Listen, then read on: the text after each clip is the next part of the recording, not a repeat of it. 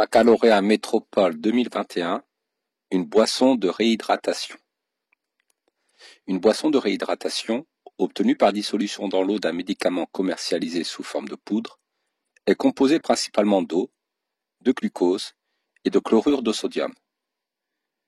Elle peut être utilisée pour réhydrater rapidement un enfant souffrant de diarrhée. L'objectif de cet exercice est de vérifier la teneur en glucose d'une de ces boissons par la spectrophotométrie UV visible. Voici les différentes formes de l'acide tartrique.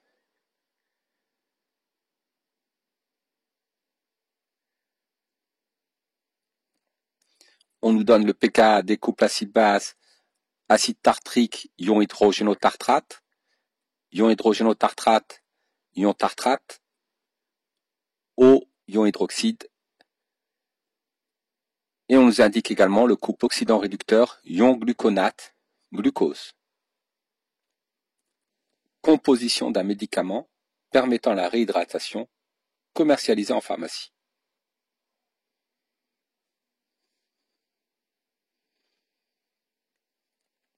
Étude de la liqueur de Fehling. Pour doser le glucose présent dans un médicament permettant la réhydratation, on prépare au préalable une solution de liqueur de Fehling en mélangeant une solution aqueuse contenant des ions cuivre Ci2+, une solution A, une solution aqueuse B, obtenue lors du mélange d'une solution d'acide tartrique et d'une solution aqueuse d'hydroxyde de sodium. La solution B ainsi obtenue est très basique. Son pH est supérieur à 12. Écrire la formule semi-développée de la molécule d'acide tartrique. Entourer les groupes caractéristiques de la molécule en précisant pour chacun d'eux la famille fonctionnelle correspondante. Alors partons de la formule topologique de l'acide tartrique. Les segments représentent des liaisons. Lorsqu'au sommet d'un segment, rien n'est noté, c'est qu'il s'agit d'un atome de carbone. Dans une formule topologique, nous n'indiquons pas la présence des atomes de carbone, ni celle des atomes d'hydrogène reliés aux atomes de carbone. Rappelons que l'atome de carbone forme 4 liaisons covalentes. Le premier atome de carbone situé à gauche de la chaîne carbonée a déjà 4 liaisons. Il ne comporte donc pas d'atome d'hydrogène. Le second atome de carbone comporte déjà 3 liaisons représentées. Il lui en faut donc une quatrième avec un atome d'hydrogène. Il s'agit donc d'un groupe CH. On a représenté pour le troisième atome de carbone 3 liaisons covalentes. Il en forme une quatrième avec un atome d'hydrogène. Et enfin, on a représenté 4 liaisons covalentes pour le quatrième atome de carbone de la chaîne carbonée. Il n'est donc pas relié à des atomes d'hydrogène. Voici la formule semi-développée de l'acide tartrique. Nous reconnaissons les groupes carboxyle, COOH. La famille fonctionnelle correspondante est l'acide carboxylique. Nous reconnaissons également les groupes hydroxyle, dont la famille correspondante est l'alcool.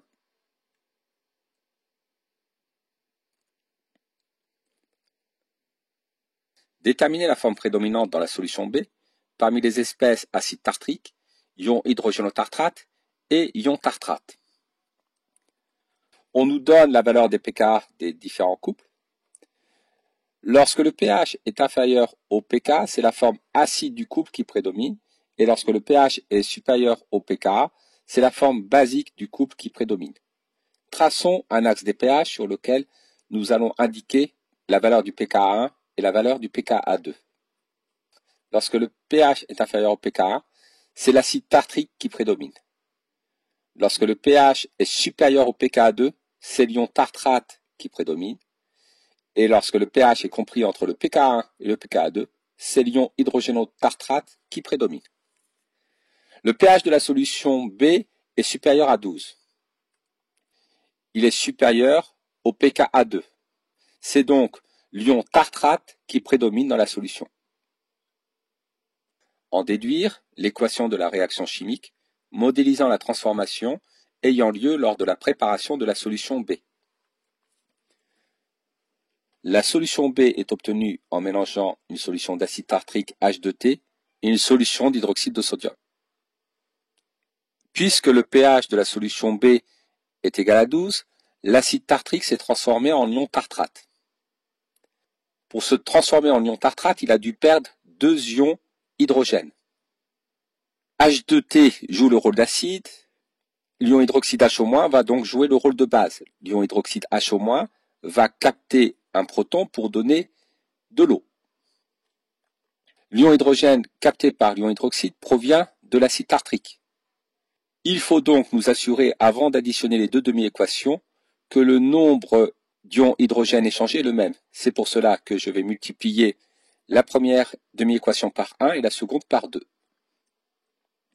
Nous obtenons alors, en additionnant membre à membre les deux demi-équations, qu'une mole d'acide tartrique réagit avec 2 moles d'ion hydroxyde pour donner 1 mole d'ion tartrate et 2 moles d'eau.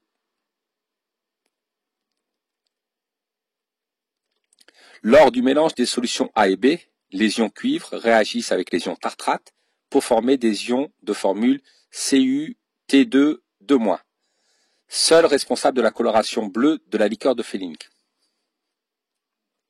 Écrire l'équation de la réaction chimique modélisant la transformation ayant lieu lors du mélange des solutions A et B.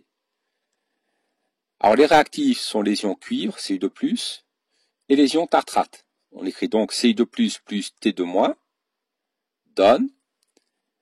Le produit obtenu est l'ion de formule CuT2-2-. Nous vérifions la conservation de l'élément cuivre. Nous avons bien un atome de cuivre de part et d'autre de la flèche.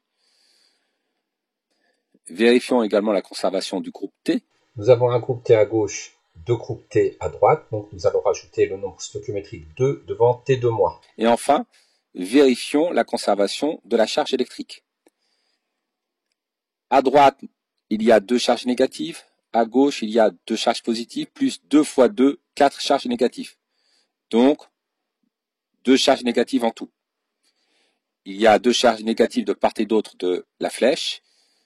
L'équation est écrite correctement. Le spectre d'absorption de la liqueur de Fehling est donné à l'écran, ainsi qu'un cercle chromatique.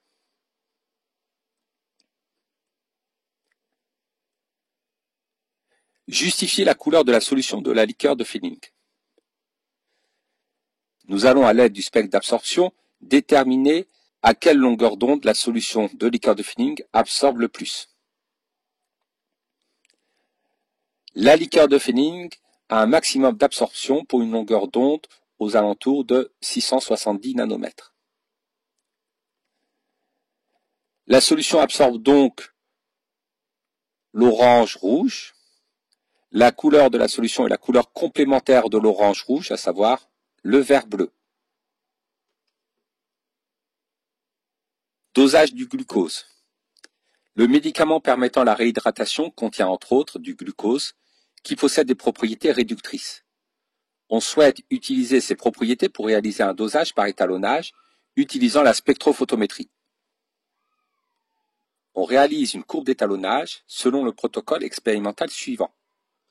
Préparer une gamme de solutions aqueuses étalons de concentration en masse de glucose connue. Ces solutions étalons sont incolores. Faire réagir une à une 10 ml de ces solutions étalons avec 5 ml de liqueur de Fehling dans un bain-marie bouillant pendant 15 minutes. Il se forme le précipité rouge brique Cu2O, oxyde de cuivre. Éliminer le précipité du mélange par filtration. Le filtrat obtenu est de couleur bleue.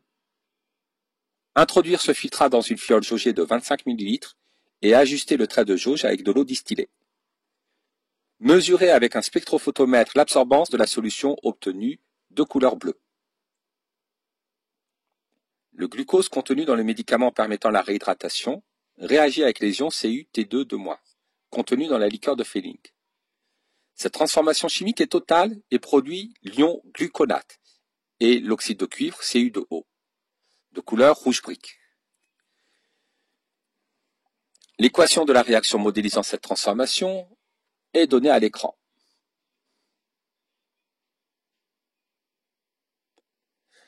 Justifier le caractère réducteur du glucose dans cette réaction à l'aide d'une demi-équation électronique. Alors reprenons le couple oxydant-réducteur. Le glucose se transforme en ion gluconate. On va commencer par vérifier la conservation de l'élément chimique commun à l'oxydant et au réducteur, autre que l'oxygène et l'hydrogène, c'est-à-dire ici le carbone. À gauche, nous avons 5 plus 1, 6 atomes de carbone. À droite, nous avons 5 plus 1, 6 atomes de carbone. Vérifions la conservation de l'élément oxygène. À gauche, nous en avons 5 plus 1, 6. Et à droite, 5 plus 2, 7. Afin d'assurer la conservation de l'élément oxygène, nous allons rajouter une molécule d'eau du côté gauche. Vérifions maintenant la conservation de l'élément hydrogène. Nous en avons 2 plus 1 plus 11, c'est-à-dire 3 plus 11, 14. À gauche et à droite, nous en avons 11. Il nous faut donc rajouter 3 ions hydrogène H+, du côté droit. Vérifions la conservation de la charge électrique. À gauche, il n'y a pas de charge électrique. À droite, nous en avons 3 positives et une négative, ce qui nous fait 2 charges positives à droite. Nous allons donc rajouter 2 charges négatives à droite sous la forme d'électrons. Le glucose perd 2 électrons pour donner l'ion gluconate. Il s'agit donc d'un réducteur. Rappelons qu'un oxydant est une espèce chimique qui gagne des électrons et un réducteur est une espèce chimique qui perd des électrons. À l'issue de la réaction entre une solution étalon de glucose et la solution de liqueur de Fehling, le filtrat est de couleur bleue. Identifiez le réactif limitant. Le filtrat étant bleu, la couleur bleue étant due à la liqueur de Fehling, il reste de la liqueur de Fehling. Donc la liqueur de Fehling est le réactif en excès et donc le glucose le réactif limitant. Proposez une longueur d'onde optimale pour régler le spectrophotomètre afin de réaliser les mesures. Pour plus de précision sur les mesures, il faut les effectuer à une longueur d'onde où la solution a une absorbance maximale. Nous l'avons vu tout à l'heure, elle est de 670 nanomètres. La courbe d'étalonnage est obtenue à partir des mesures de l'absorbance des filtrats des différents mélanges. Elle est modélisée par une droite d'équation grand A égale à moins 0,39 fois C indice M plus 0,88, avec la concentration en masse en grammes par litre. Rappelons que l'absorbance n'a pas d'unité.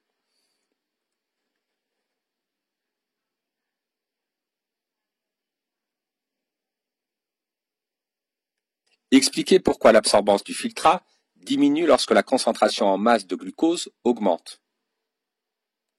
Le glucose réagit avec la liqueur de Fehling. La liqueur de Fehling est une solution bleue qui est responsable de l'absorption de la radiation de longueur d'onde 670 nanomètres.